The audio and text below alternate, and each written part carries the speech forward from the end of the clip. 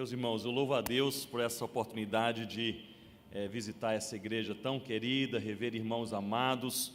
Eu agradeço de coração, realmente de coração, as orações ao longo dos anos, pela nossa vida, pelo ministério. E eu posso falar com muita alegria e muita certeza que Deus, Ele tem ouvido as orações. O Senhor tem nos sustentado e nós estamos vivendo aquele momento gostoso que todo missionário tem prazer em viver, ao perceber que as igrejas plantadas estão se multiplicando, o povo está amando o Senhor Jesus, a palavra está sendo pregada e realmente isso é de encher o nosso coração. E agradeço ao reverendo Itamar, aos irmãos aqui também da igreja pela calorosa recepção e ontem à noite, pela tarde, hoje pela manhã, mas eu estou fortalecido porque nós comemos uma moqueca gostosa no almoço e realmente ali estava ótimo, não é? Aí com o presbítero Daniel, também a sua família, reverendo Itamar, então foi realmente um momento aí gostoso para relembrar aí os gostos da Bahia. Muito obrigado pelo carinho, a uma igreja calorosa, amorosa, que o Senhor continue a abençoar as suas vidas. Meus irmãos, abram comigo, por favor, as suas Bíblias, em 2 Timóteo, capítulo 4. 2 Timóteo, capítulo 4, nós leremos a partir do verso 1.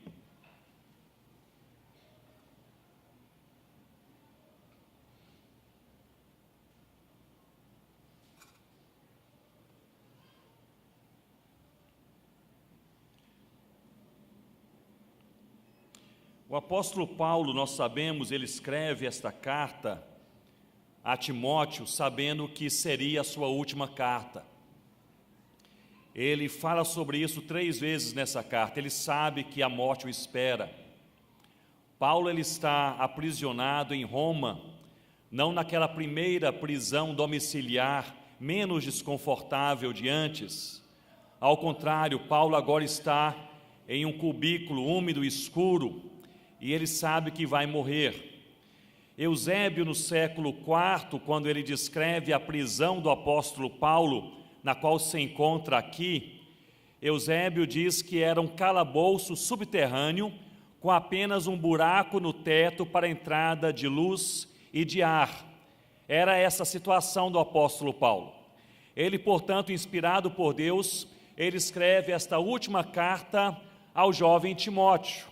Timóteo tinha uma relação muito próxima e especial com Paulo. Paulo conhecera Timóteo ao pregar a palavra de Deus em uma cidade chamada Listra. E ali a mãe de Timóteo e a avó de Timóteo eram crentes no Senhor Jesus. Paulo prega a palavra e o evangelho transforma o coração daquele jovem. Mas na segunda viagem à cidade de Listra, Paulo encontra Timóteo agora, não mais um recém-convertido, mas um jovem amadurecido no Evangelho de Deus, e o convida para ser seu companheiro de viagens missionárias. Então Paulo escreve esta carta a este jovem que era uma mistura de seu filho na fé e companheiro de ministério. E o John Stott, que é um dos melhores e maiores expositores desta carta, ele diz que esta carta, composta por 4 capítulos, cada capítulo possui uma exortação. No capítulo 1, guarda o Evangelho. Capítulo 2, sofre pelo Evangelho. Capítulo 3, permanece no Evangelho. E capítulo 4, prega o Evangelho. Eu gostaria de olhar com os irmãos e as irmãs nesta noite o capítulo 4, prega o Evangelho. Fiquemos de pé uma vez mais para lermos a palavra do Senhor. 2 Timóteo, capítulo 4, versículo 1 em diante, diz assim: Conjuro-te perante Deus e Cristo Jesus, que há de julgar vivos e mortos, pela sua manifestação e pelo seu reino. Versículo 2, todos juntos. Prega a palavra, insta, quer seja oportuno, quer não, corrige, repreende, exorta, com toda a longanimidade e doutrina. pois haverá tempo em que não suportarão a sã doutrina. Pelo contrário, cercar-se-ão de mestres segundo as suas próprias cobiças, como que sentindo coceira nos ouvidos, se recusarão a dar ouvidos à verdade, entregando-se a, o que, irmãos? Fábulas. Versículo 5, todos juntos. Tu, porém, sê sóbrio em todas as coisas, suporta as aflições, faz o trabalho de um evangelista e cumpre cabalmente o teu ministério. Tu, porém, sê sóbrio em todas as coisas, suporta as aflições, faz o trabalho de um evangelista e cumpre cabalmente o teu ministério. Oremos uma vez mais. Ó Deus, nós estamos alegres nesta noite porque nós sabemos de uma maneira profunda que o Senhor está conosco. E nós sabemos, como bem cantamos no início deste culto, que o Senhor está conosco não apenas hoje, mas o Senhor estará conosco todos os dias da nossa vida. O Senhor nos acompanhou no passado, nos susteve, nos manteve, nos abençoou, e nós cremos que amanhã não será diferente. Ó Deus, nós lemos essa palavra, a instrução do Senhor ao meu coração, ao coração da igreja, e nós pedimos em nome de Jesus que o Senhor nos desperte a nós pregarmos a palavra, a nós vivermos a palavra, a nós, Senhor Deus, influenciarmos outras pessoas com a Tua palavra, a nós experimentarmos a Tua palavra em nossas casas, em nossas famílias. É a nossa oração sincera em nome do Senhor Jesus. Amém, ó Deus. Podem se assentar.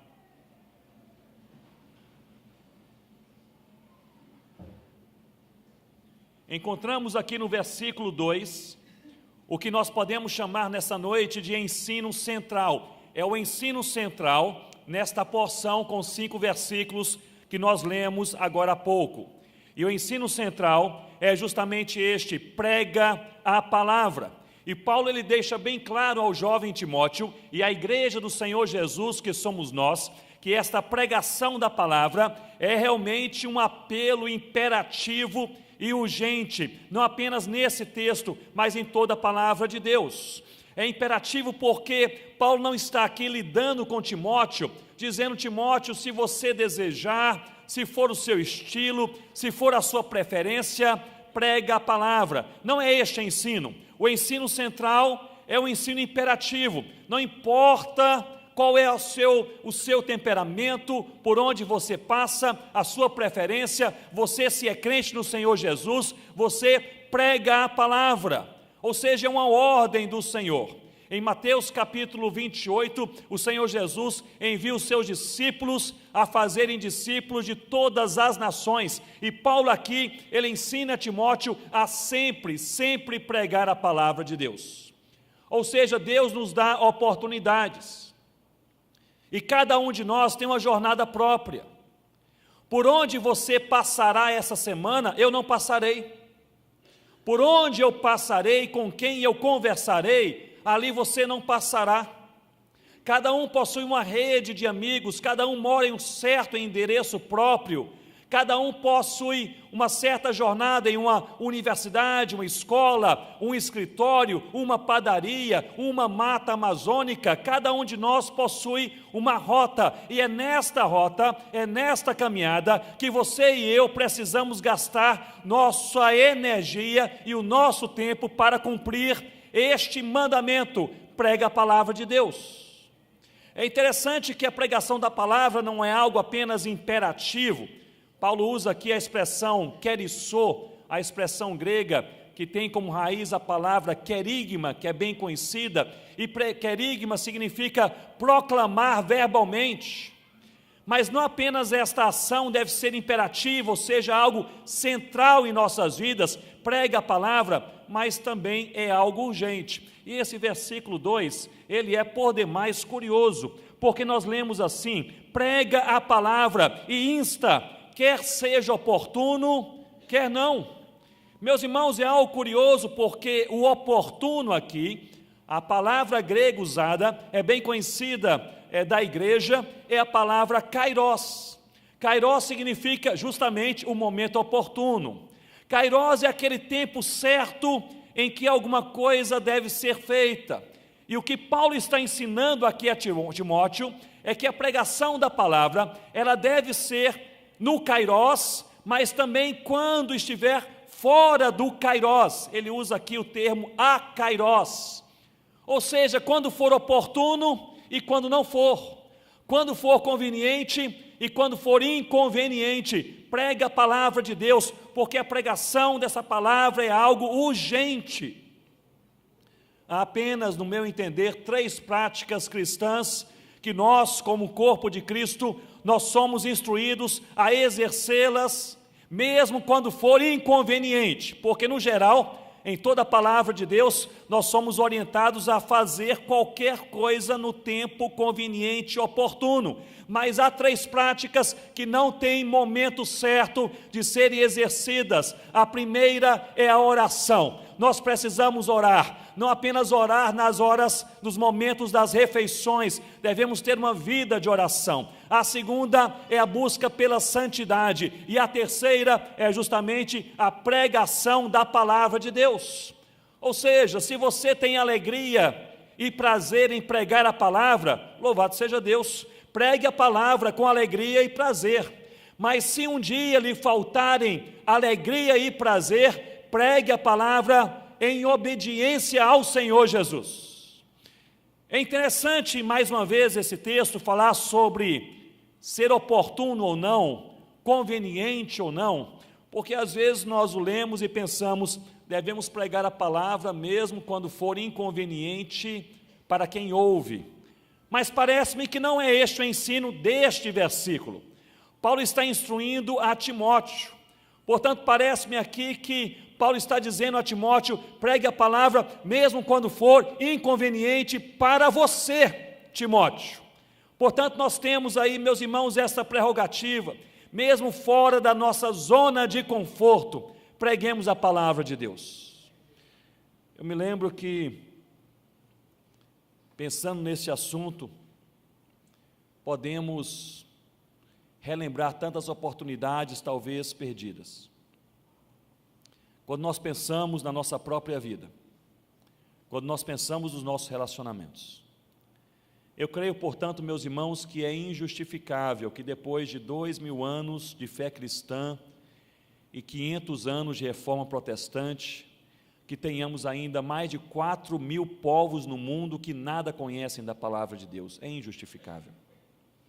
É injustificável que depois de 2000 anos de fé cristã e 500 anos de reforma protestante, tenhamos ainda 1.800 línguas que não tem um versículo bíblico traduzido em seus idiomas. É injustificável que tenhamos aqui no Brasil 103 etnias indígenas sem a presença de um missionário, 10.000 comunidades ribeirinhas, 2.000 comunidades quilombolas, 6.000 assentamentos sertanejos, sem a presença de uma igreja evangélica aqui em nosso país. É injustificável que haja ainda em nosso meio cerca de 700.000 ciganos da etnia Calon no Brasil que não conhecem o Senhor Jesus. É injustificável que apenas 1% ou um pouco menos de 1% dos surdos brasileiros se declara crente no Senhor Jesus. É injustificável. Mas nós podemos aproximar essa realidade da minha e da sua vida. É injustificável que a gente more naquele condomínio há 2, 3, 4, 5 anos e os vizinhos não ouviram ainda da nossa boca sobre o nome acima de todos os nomes, que é o nome de Jesus. É injustificável frequentarmos aquela universidade por 3 anos e conversamos com os colegas de classe sobre tudo. É política, é esporte, são as coisas da vida, mas não falamos uma única vez sobre o nome de Jesus. É injustificável que a gente frequente os aniversários infantis na própria família, ano após ano após ano, talvez encontro no Natal, no Ano Novo, e conversamos com os familiares sobre tudo, menos sobre o Evangelho do Senhor Jesus. É injustificável que a Igreja de Cristo, salva por Cristo, não pregue a palavra de Deus. Portanto, pregue a palavra. Esta é uma ação imperativa que deve nortear a vida de todo crente. Eu me lembro que, anos atrás, eu estava lendo o relato de um juiz federal, seria o equivalente a um juiz federal chinês, que foi preso pela sua fé, em uma província no interior da China. Havia naquela província um missionário, que era também jornalista, cristão. Ele descreveu o que acontecera e aquilo mexeu com o meu coração, vários anos atrás. Talvez aqui alguns acompanharam. Aquele juiz federal chinês cristão, ele pregava a palavra, e o fazia perto e longe. E ele foi advertido várias vezes pelo governo, pela província, dizendo: você não pode fazer isso, você é um juiz. E ele continuou pregando a palavra. E depois, de maneira mais ousada, ele começou a pregar a palavra até mesmo no trabalho. E ele foi mais uma vez advertido: você não pode fazer isso. E ele repetiu, finalmente recebeu voz de prisão: você será preso.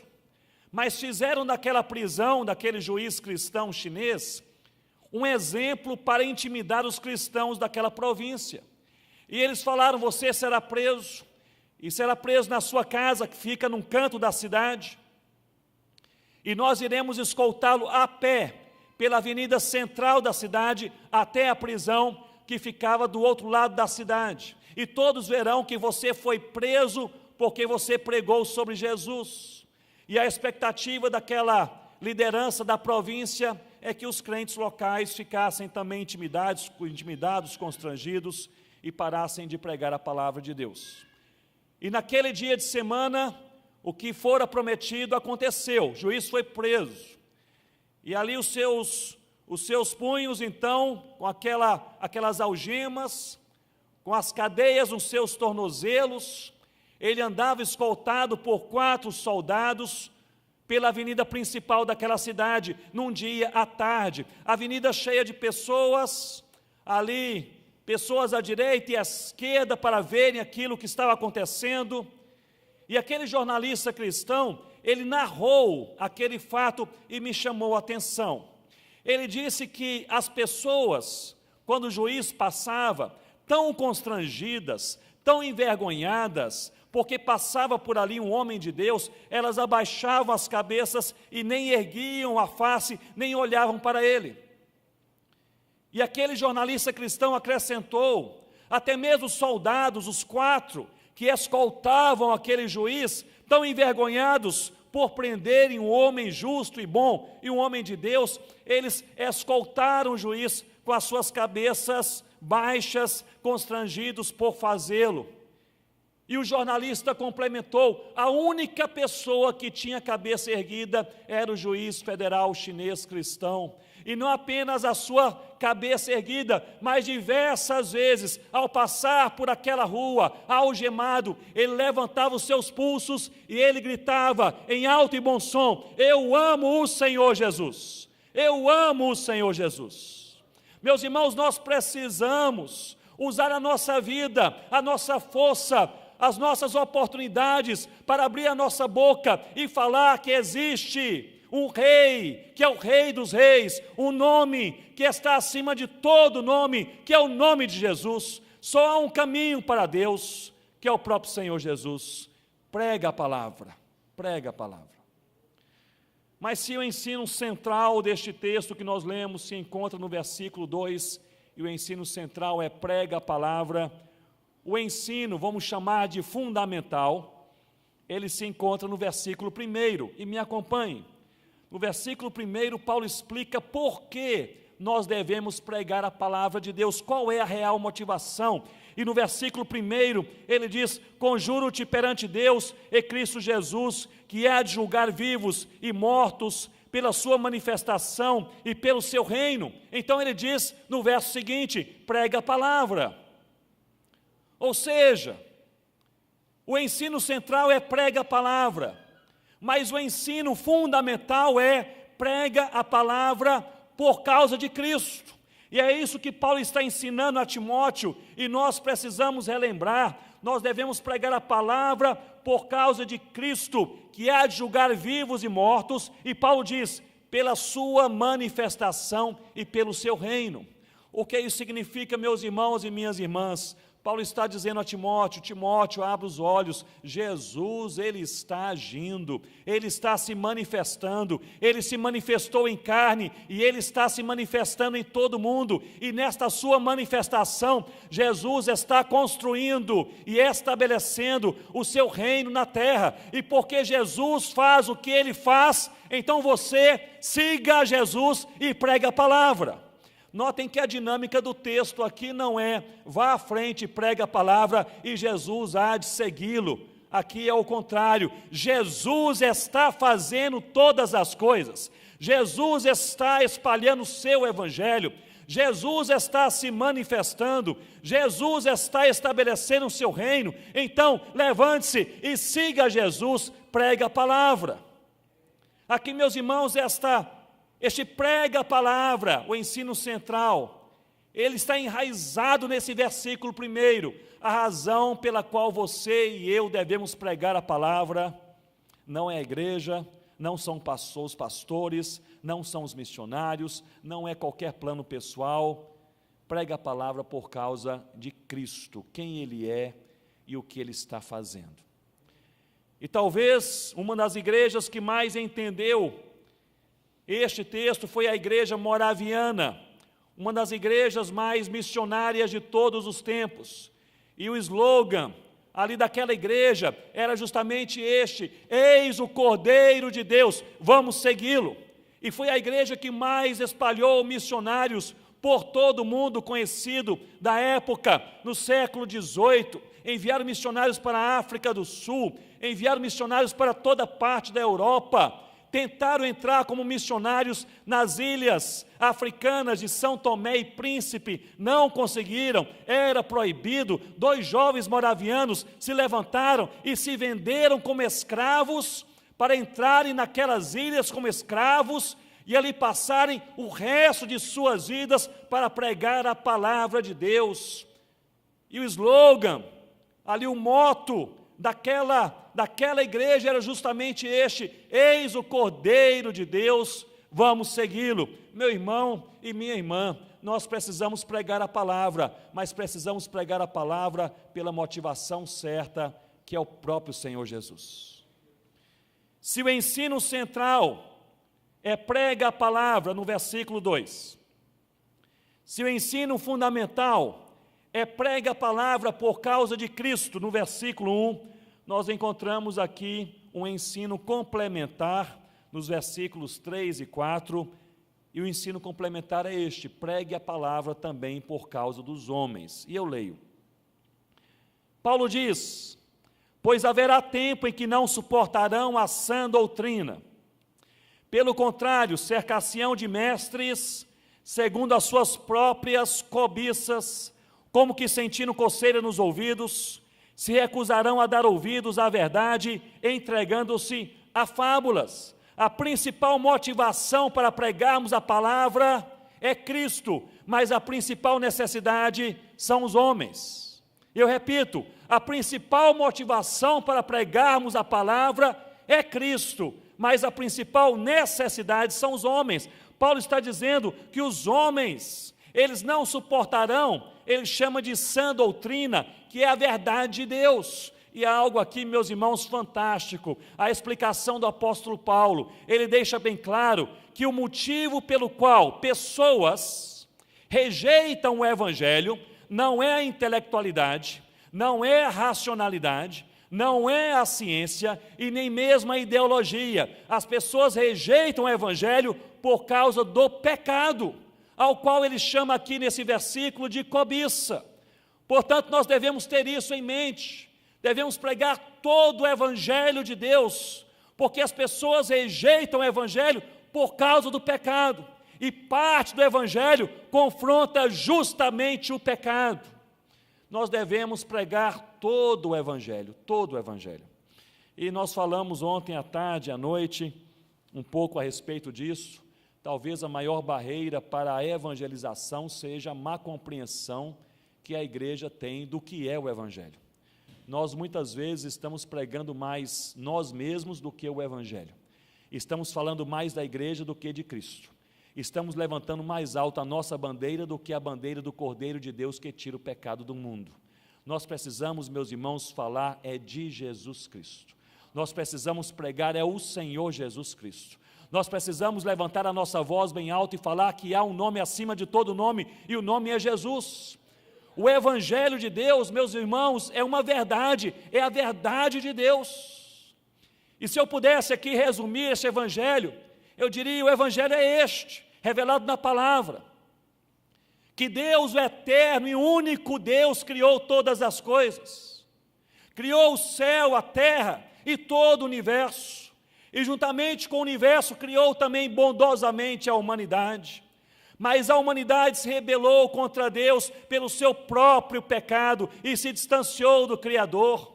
E o preço do pecado é a morte, que todo ser humano deveria pagar com a sua própria morte eterna. Mas Deus enviou Jesus, o Deus encarnado, nasceu no nosso tempo, na nossa história, no nosso lugar, o Messias prometido, e derramou o seu sangue naquela cruz, e comprou com o seu sangue derramado pessoas de toda tribo e língua, povo e nação, para a glória do próprio Pai, e tornou esse povo comprado, do qual você e eu fazemos parte. Louvado seja o nome do Senhor Jesus. Tornou esse povo a sua igreja. Mas o Jesus que derramou o seu sangue, ele não permaneceu morto, ele ressuscitou. Ele é o Senhor dos senhores, ele é o leão da tribo de Judá, ele também é o Cordeiro de Deus, e ele ressuscitou e foi para os céus, mas não deixou a igreja solitária, enviou o Consolador, que é o Espírito Santo, que habita a igreja e habita essa igreja, para nos encorajar a viver, amar, seguir o Senhor Jesus. Mas Jesus que foi,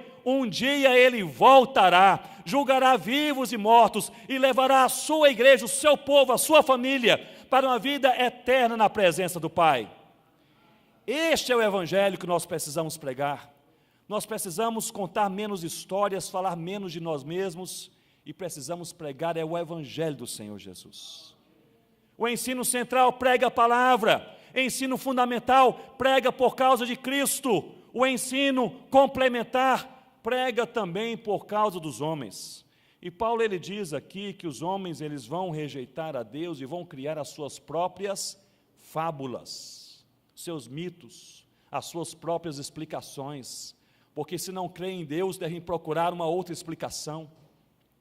Eu não sei quantos aqui acompanham a publicação anual do dicionário de Oxford, mas a cada fim de ano há um comitê de linguistas, antropólogos, sociólogos, filósofos e outros, apontado pelo dicionário de Oxford, elege uma palavra como sendo a palavra do ano, quer dizer, para eles é a palavra que define a sociedade mundial naquele ano. E no final de 2016, a palavra escolhida pelo dicionário de Oxford foi a palavra pós-verdade.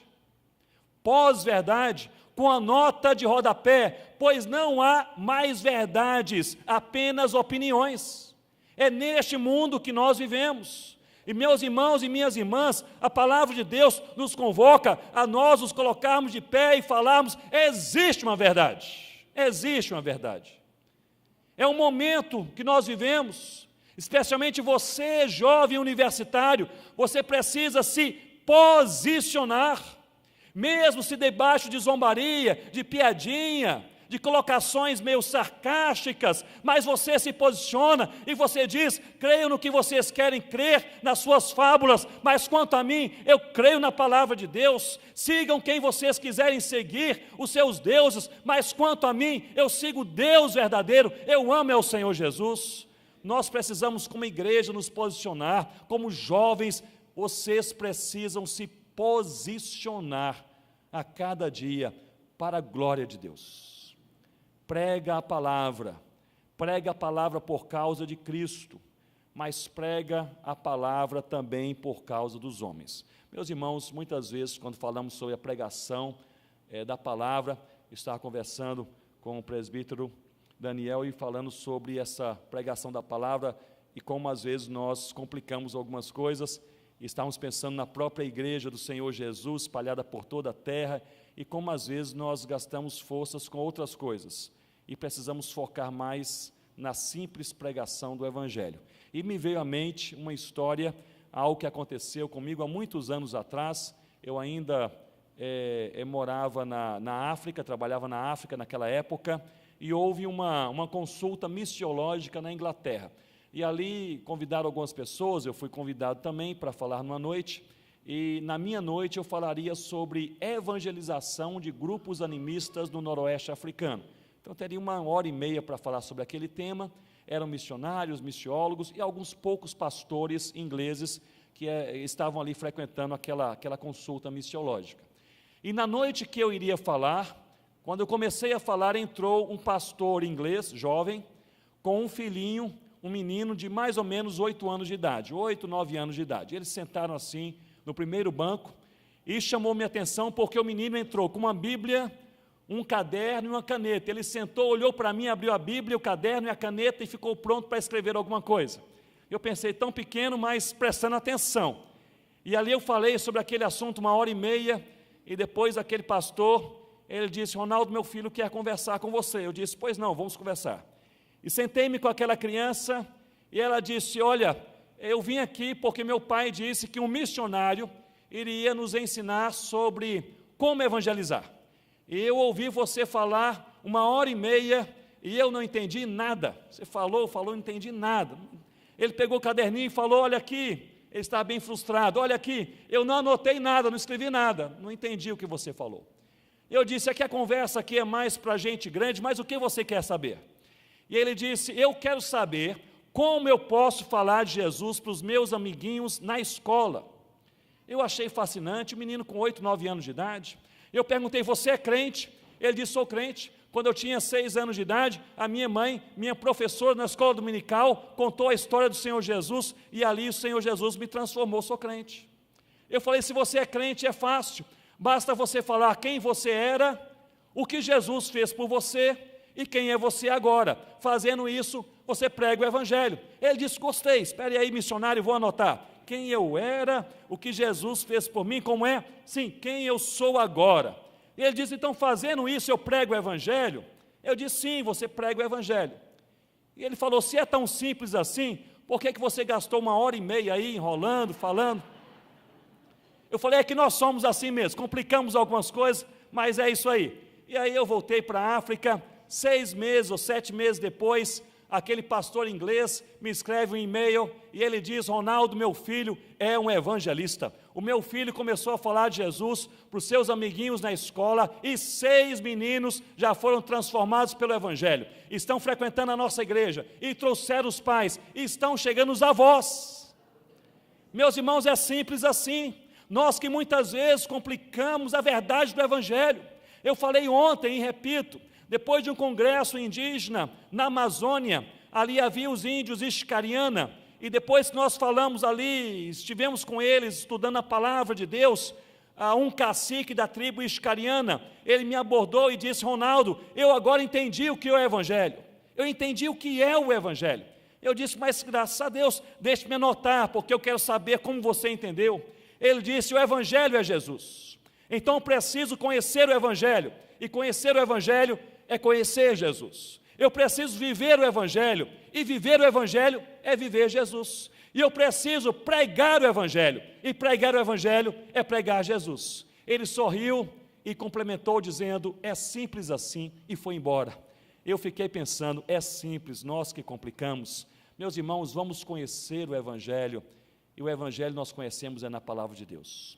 Vamos viver o Evangelho, e devemos vivê-lo a partir da nossa casa, por onde nós passamos, e vamos pregar o Evangelho, pregar a palavra, perto e longe, na oportunidade que Deus lhe der, em nome do Senhor Jesus.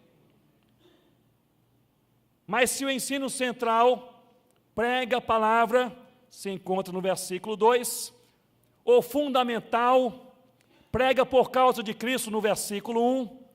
O complementar, prega também por causa dos homens, versículos 3 e 4. Nós encontramos finalmente, no versículo 5, um ensino que nós podemos chamar de ensino pessoal. Porque aqui no versículo 5, Paulo, ele muda o discurso. O discurso até então é sobre o evangelho, o ministério, a igreja, os homens, os pecadores, prega a palavra, cumpre o seu ministério. Mas aqui no versículo 5, agora o tom ele é mais pessoal. Paulo está falando agora com Timóteo, como se ele falasse olhos nos olhos. E ele diz no versículo 5, tu, porém, é Timóteo, tu, porém, meu irmão e minha irmã, tu, porém, sê sóbrio em todas as coisas, suporta as aflições, faz o trabalho de um evangelista e cumpre cabalmente o teu ministério. Aqui a expressão tu, porém, significa seja diferente. E John Stott, ele nos diz que a expressão mais difícil aqui de ser vivida em toda esta carta é justamente essa expressão, tu, porém, seja diferente. O mais difícil não é pregar o evangelho, o mais difícil é ser diferente. O maior desafio que nós temos não é andar na contramão do mundo, o maior desafio que nós temos é andar na contramão do próprio coração. O maior desafio que nós temos é nós vivermos este evangelho que nós pregamos. Seja diferente, seja diferente. E Paulo está dizendo a Timóteo, Timóteo, a maioria das pessoas segue fábulas, mas tu, porém, você é crente, seja diferente. A maioria só ouve aquilo que quer ouvir, mas tu, porém, Timóteo, você é crente, seja diferente. Nós podemos aqui, meus irmãos, trazer essa verdade mais aplicada ao nosso contexto. A maioria dos namoros jovens, a maioria é impura. Mas tu, porém, jovem, você é crente, tenha um namoro puro, seja diferente. Na maioria dos casamentos há adultério, é comum na nossa sociedade, mas vocês casais, tu, porém, sejam diferentes. A maioria das pessoas, comerciantes no Brasil, facilmente sonegam impostos, adulteram notas fiscais, mas você, comerciante, você é crente, tu, porém, seja diferente. A maioria é crente bonzinho na igreja, mas quando pega o carro no trânsito de Salvador, se transforma e age e fala e dirige como qualquer mundano, mas você, meu irmão e minha irmã, você é crente, seja diferente. Aqui, meus irmãos, o tu, porém, é o maior desafio dessa carta. Na verdade, o tu, porém, ele precede o prega a palavra. Nós precisamos viver o evangelho que nós cantamos, que nós lemos e que nós pregamos. Mas como ser diferente? Paulo diz, tu, porém, ele traz aqui a Timóteo 4 conselhos. Eu passarei rapidamente pelos 4 conselhos de Paulo a Timóteo sobre como ser diferente. Ele diz em primeiro lugar, versículo 5, ser sóbrio. Sóbrio, a palavra sóbrio aqui significa equilibrado, não seja radical, não seja um criador de confusões. A ideia aqui de Paulo a Timóteo é, escolha as suas lutas, Timóteo, não seja uma pessoa problemática, aquela pessoa que só sabe ver o que está errado, que cria confusão com tudo, seja equilibrado, seja sóbrio, seja um facilitador. Meus irmãos, eu creio que esta é uma boa palavra para a igreja brasileira, para as nossas vidas também nesses dias, porque nós vivemos dias de radicalização, nós vivemos dias de polarização. Nas redes sociais, aquilo que chama a atenção é aquilo que é polêmico, não é assim, irmãos e irmãs? É aquilo que é polêmico, posições radicais, posições extremadas, e Paulo está dizendo a Timóteo, não gaste a sua energia com isto, não seja radical, seja sóbrio, equilibrado, gaste a sua energia com outra coisa, pregue a palavra de Deus, pregue a palavra de Deus, ser sóbrio. Eu mencionei ontem com preocupação, que se não aqui foi ontem de ontem, na sexta-feira, que eu vejo a igreja brasileira muitas vezes enveredando para se posicionar como igreja extremamente exigente de coisas que não deveria exigir. E muitas vezes não exigente com coisas que deveria exigir. Nós às vezes perdemos, meus irmãos, o senso daquilo que de fato é importante em nossa vida. Às vezes gastamos mais tempo para escolher a roupa nova de fim de ano do que pregando o Evangelho aos nossos próprios parentes que não conhecem ainda o Senhor Jesus. Às vezes gastamos mais atenção e esforço escolhendo o modelo de celular novo que nós queremos, do que aconselhando, encorajando e sustentando aquelas pessoas que estão em crise, talvez ao nosso redor. Muitas vezes nós escolhemos as lutas erradas, e o que Paulo está dizendo a Timóteo é o seguinte: Timóteo, você escolha as lutas certas, você seja sóbrio, equilibrado, você faça guerra com aquilo que precisa fazer guerra, pregue a palavra de Deus. Mas em segundo lugar ele diz, suporta as aflições. Em outras palavras, não será fácil seguir e amar o Senhor Jesus. Irmãos, nós sabemos disso. Não é fácil ser crente. Não é fácil amar e seguir o Senhor Jesus com essas três forças, as quais nós vimos hoje pela manhã, a carne, o mundo e o diabo lutando diariamente contra nós. E Paulo, portanto, diz, você suporta, você não ceda, você não arrede o seu pé, porque não é fácil, mas nós temos uma promessa. Olhe bem para mim nesse momento e reflita comigo. Viver a vida cristã não é fácil, nós temos altos e baixos, dias bons e dias maus, fáceis e difíceis, mas nós temos uma promessa, e essa promessa que é a âncora da nossa vida, e nós cantamos sobre isso agora à noite. A promessa é que nós não estaremos sozinhos um só dia das nossas vidas, porque Jesus está conosco. Em Mateus capítulo 28, quando o Senhor Jesus enviou os seus discípulos a fazerem discípulos de todas as nações, ele termina no versículo 20 dizendo, e eis que estou convosco, quando, meus irmãos? Todos os dias. Quando, irmãos? Todos os dias, até a consumação do século. Ou seja, você nunca estará sozinho. Preste atenção nisso nessa noite. Você não sabe o que vai acontecer amanhã e nem eu sei, mas nós sabemos de uma coisa, que é uma verdade sobre o amanhã. Amanhã, aconteça o que acontecer, você e eu, nós não estaremos sozinhos, Jesus estará conosco. É uma promessa. Nós não sabemos o que vai acontecer nessa virada de ano, é um momento talvez de incerteza. Você tem aí uma situação na sua vida, seu emprego, seu estudo, seu relacionamento pessoal, seu namoro, eu não sei, seu coração está assim meio agitado, mas eu quero lhe encorajar a você descansar em Deus, porque existe essa verdade, que é talvez uma das verdades mais fantásticas e transformadoras da nossa história. Nós nunca estaremos sozinhos, o Senhor Jesus está conosco todos os dias. Nós sabemos disso na mente, nós cremos nisso no nosso coração, mas a nossa fé é como aquele que olha por meio de um espelho embaçado. A nossa fé não é uma fé pura e completa. Nós sabemos e precisamos ser relembrados a cada dia dessa verdade. Mas a verdade é esta, que se de fato, do fundo da nossa alma, e com absoluta certeza, nós estivéssemos convencidos que Jesus está, Ele está e estará conosco todos os dias, nós iríamos descansar plenamente em suas mãos. Nós não iríamos nos amedrontar com tempestades, com incertezas, com notícias ruins, com situações talvez infundadas. Nós não iríamos nos preocupar, porque nós sabemos que nós estamos em boas mãos.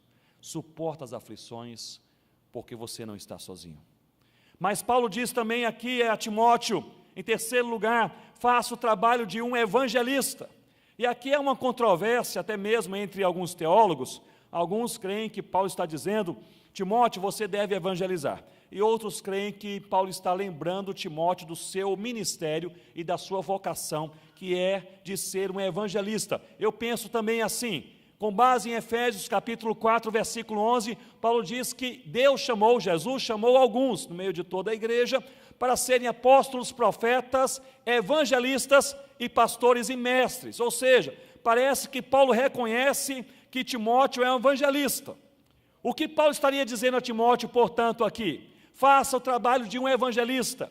Seria, em outras palavras, Timóteo, faça o seu trabalho, não queira fazer o meu. Eu sou apóstolo, você é um evangelista. Eu tenho uns dons, você tem outros dons. Eu tenho umas oportunidades, você tem outras oportunidades. Meus irmãos, eu creio que isso é aplicável para as nossas vidas. Nós devemos nos contentar e nos ocupar com a nossa oportunidade de servir ao Senhor Jesus. Não queira ser outra pessoa, não queira ter outros dons que você não tem, não queira ter outras oportunidades que são para outra pessoa ao seu lado. Seja você, com a sua identidade, com a sua vida, como você é, sirva ao Senhor Jesus, faça o trabalho de um evangelista, faça o seu trabalho. E em último lugar, Paulo diz a Timóteo, cumpre o ministério. Significa, aqui em outras palavras, vá até o final, vá até o final. E aqui uma palavra para aqueles que são pastores, aqueles que são líderes, aqueles que são missionários. O mais difícil não é começar. Começar tem as suas dificuldades, seus desafios. Mas começar no trabalho do Senhor, normalmente há muita empolgação, convicção vocacional, o primeiro amor, eu quero trabalhar, quero servir a Jesus. O difícil não é começar. Talvez você foi convidada para começar um trabalho ali com a SAF dessa igreja, ou você foi convidado para ajudar naquela congregação. No início, nós estamos empolgados. Você foi chamado por Deus para ser um missionário ou um pastor, e no início nós estamos empolgados. O difícil não é começar. Terminar também não é o mais difícil, porque nós já caminhamos bem, graças a Deus, Deus abençoou, já vimos a bondade do Senhor, e no término, geralmente temos pessoas que estão nos abraçando e nos recebendo, e nós já fizemos companheiros de caminhada. Nós não terminamos sozinhos, podemos começar sozinhos, mas nós não terminamos sozinhos, do ponto de vista humano, nós temos companheiros ao nosso lado. Mas o meio da jornada é o mais difícil, o meio da jornada é o mais desafiador. O mais desafiador não é começar e nem terminar, mas é continuar. É continuar. Então, se há alguém aqui nessa noite que está pensando em desistir de alguma coisa que Deus colocou em suas mãos, eu quero lhe advertir em nome do Senhor Jesus, continue. Continue. Talvez você tenha muito motivo em pensar, mas eu tenho motivos humanos plausíveis para cessar, para sair, para descontinuar, para dizer eu não quero mais, o negócio está problemático, eu não vou participar, eu não quero me envolver. Mas eu quero lhe dizer, se é de Deus, continue. Não é fácil continuar, mas a verdade é a mesma. Você não está sozinho no meio da caminhada, Jesus está contigo todos os dias. E Jesus conhece as dificuldades, até aquelas que você e eu não conhecemos. Que você e eu não conhecemos. Ser sóbrio, suporta as aflições, faça o trabalho de um evangelista e cumpra cabalmente o teu ministério, vá até o fim. A obediência na pregação do Evangelho tem raiz em um coração quebrantado. O que nós precisamos como crentes no Senhor Jesus, mais do que metodologias, isto, aquilo, nós precisamos, meus irmãos, verdadeiramente é de um quebrantamento sincero, é de um avivamento pessoal, é de um avivamento na família, é voltar como casais a lermos juntos a palavra e orarmos ao Senhor, é voltarmos a nós cultivarmos as conversas em família sobre o reino de Deus e as coisas de Deus, é nós gastarmos mais o nosso tempo, dinheiro, esforço naquilo que é eterno e não em coisas que são temporárias e passageiras, é nós servirmos ao Senhor Jesus. Prega a palavra, prega por causa de Cristo, prega também por causa dos homens, mas prega a palavra, sobretudo, guardando o próprio coração. Creio que eu mencionei ontem, se não estou equivocado, a história de uma mulher de Deus, mas muitos irmãos e irmãs certamente não ouviram, e gostaria de repetir, uma mulher chamada Helen Roseveare. E esta mulher tem impactado, e com isso eu finalizo, a minha vida com a de Rossana nos últimos meses. Ela faleceu em dezembro do ano passado, quase um ano atrás. A doutora Helen, ela era uma missionária médica inglesa, era uma pessoa com alta capacidade.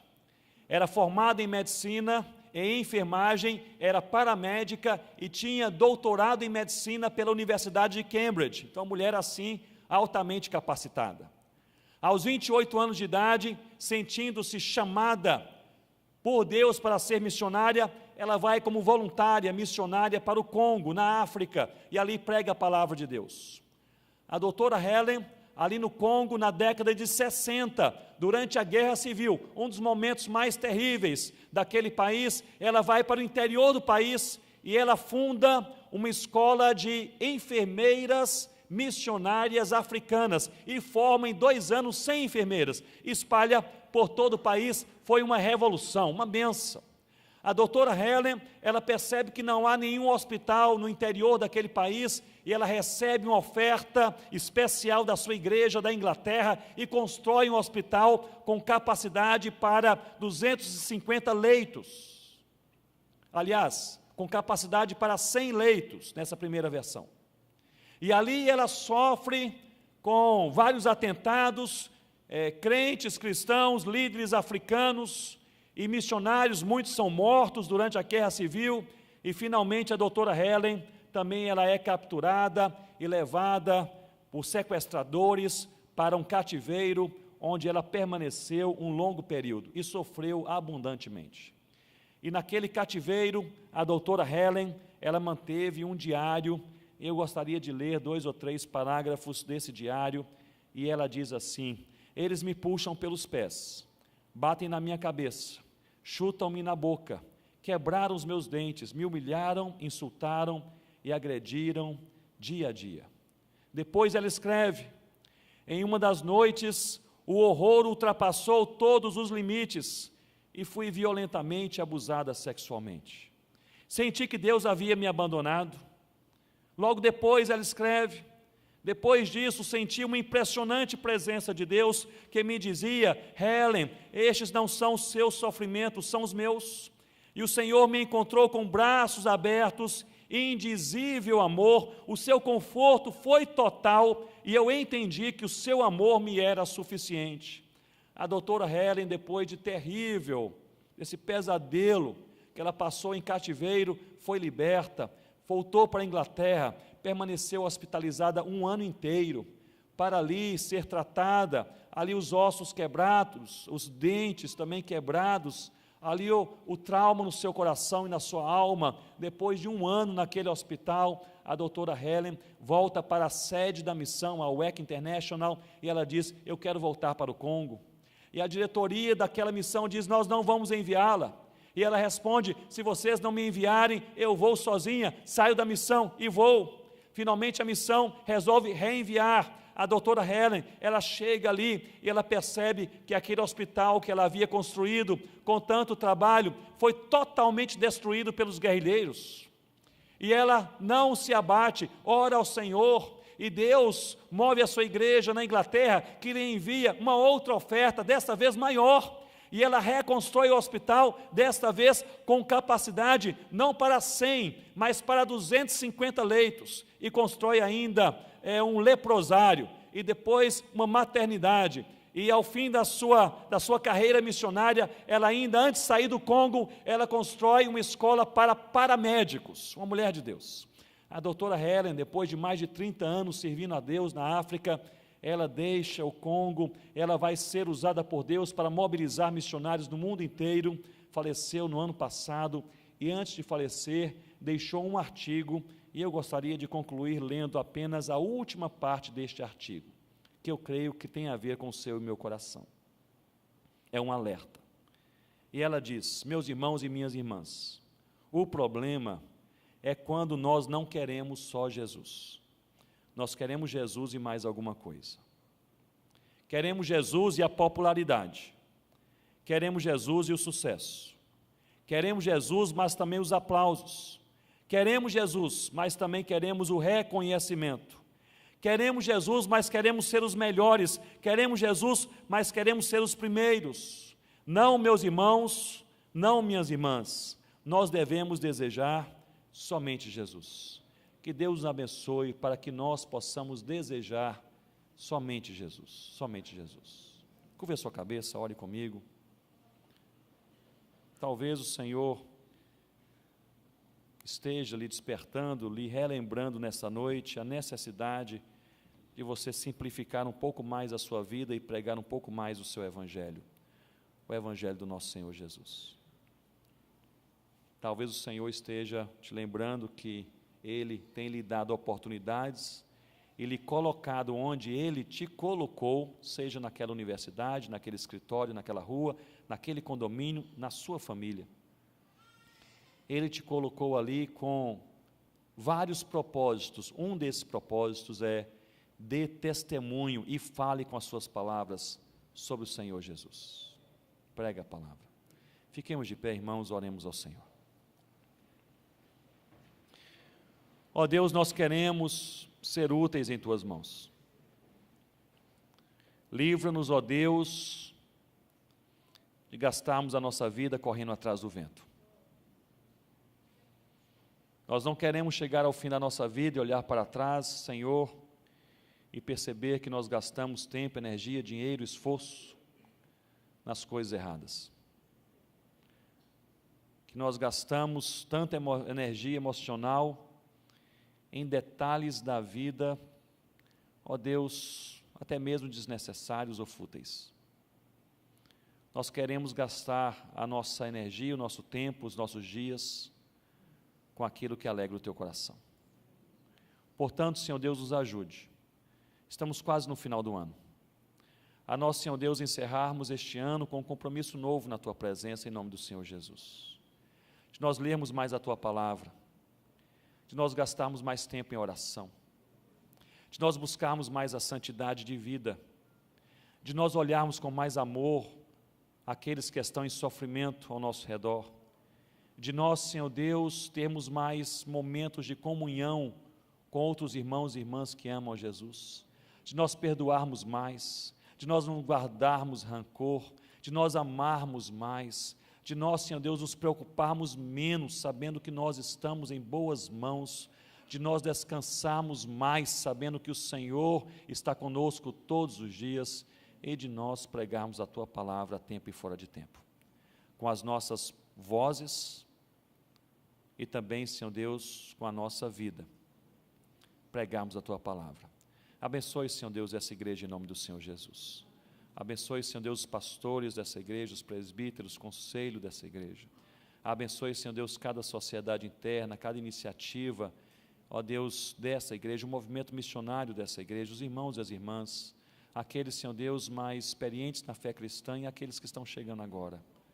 Ó Deus, abençoe também os filhos daqueles que são membros dessa igreja. Se há alguém, Senhor Deus, que está desviado, Senhor Deus, está perdido, ó Deus, traga de volta em nome do Senhor Jesus. Se há casamentos fragilizados, Senhor Deus, fortalece em nome do Senhor Jesus. Eu oro, Senhor Deus, para que essa igreja, ó Pai, possa terminar este ano em uma profunda comunhão uns com os outros e em profunda comunhão, sobretudo, cada um com o próprio Senhor Jesus. Em nome do Senhor Jesus. Amém, Deus. Pode se sentar, irmãos. Deus os abençoe.